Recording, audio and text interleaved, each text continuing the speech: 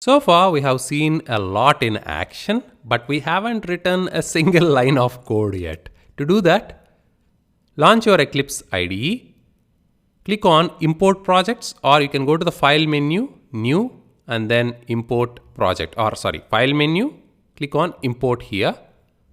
Existing Maven project, click on Next, and browse to the project directory under AWS Lambda, which is my workspace. I have the first Lambda project which we have created using SAM earlier. Go into that. This hello world function is the Maven project that we want to import. Select that, open. It has the pom.xml, finish. Expand the project, go to the app.java. We only need to make two changes here. If you open app.java, there is a lot of lines of code. I don't need all this. I don't want to use the API gateway. I simply want to create a hello world Lambda function. To do that, if you want, you can delete this app.java completely and start from scratch. Continue. Also delete the test. Under source test Java, there is a test. Right click, delete the test as well. Right click on hello world, new class, call it app.java. App is the class name. You can call it anything. I'm retaining the names because in the template.yaml, these names are already used.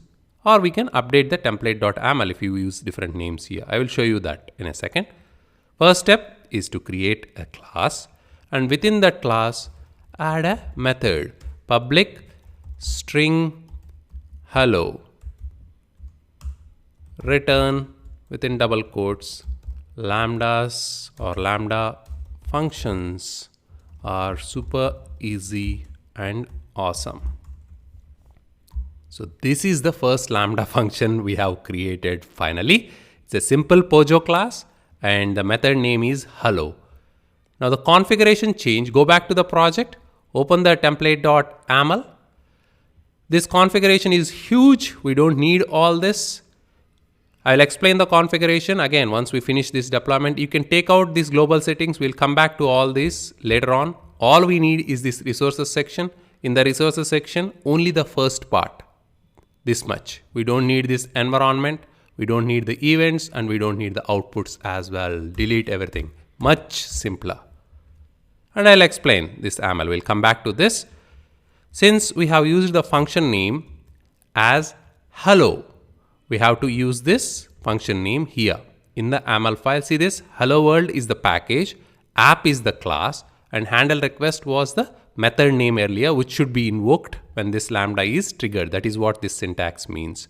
So we have changed that method name to hello. So I'm using that method name here.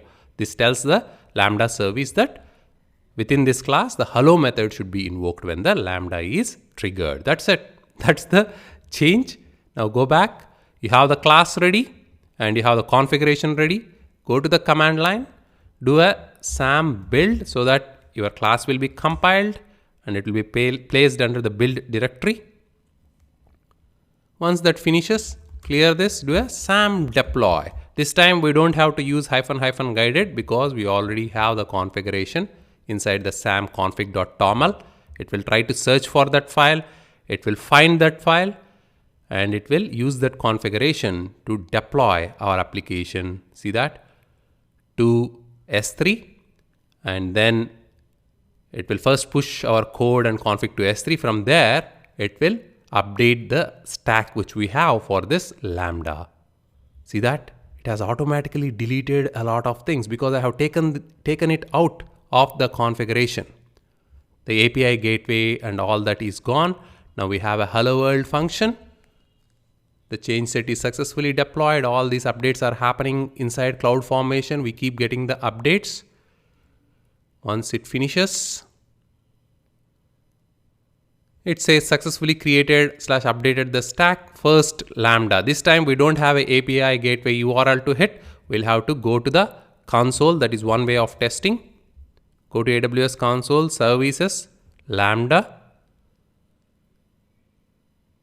and we should see our lambda there. This guy here, click on it.